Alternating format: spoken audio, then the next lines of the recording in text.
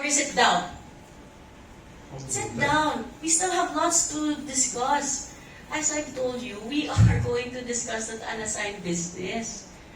Your chairperson is saying, let's just pass this committee report with these proposed resolutions which you signed. And all those additional proposed resolutions, you can sponsor that during unassigned business.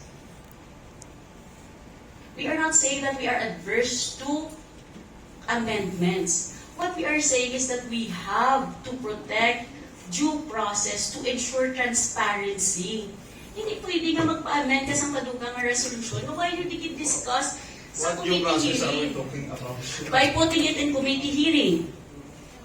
How can you say na wala nga ginaobra sa 4th DEO according to contract on specification? This resolution, Madam Presiding Officer, was also discussed in the committee hearing. Then you amend that it was not included sa committee report. This is all about the completion of the project.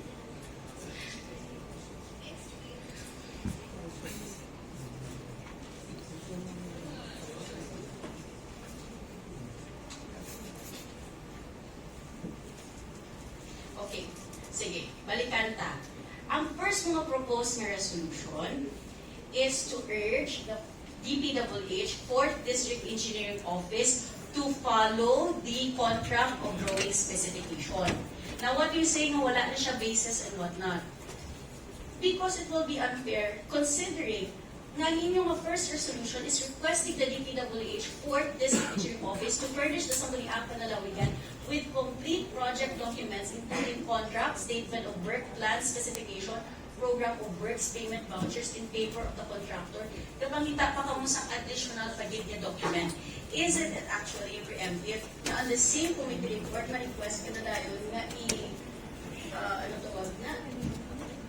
ano itong imong first year resolution to comply sa ila obra?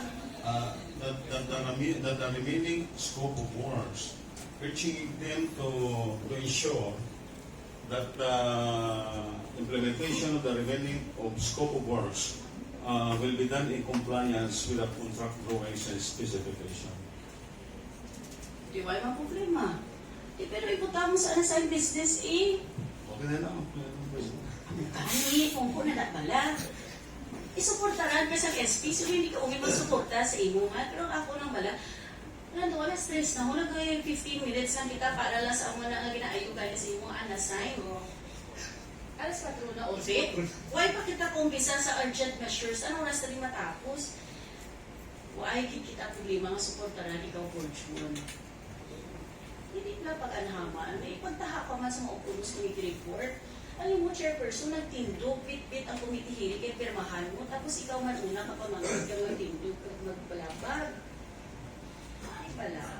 Ang ako nang finish nita, on time, sunod-sunod, hindi na untat-untat kita sa amuni. Kung may dugang kang ipang sagot, isaluot ang dadaan before mo ipa-agenda ang inyong committee report. Para ma-discuss mo kung tugod din man yung okay kung ipanan. Ay pala.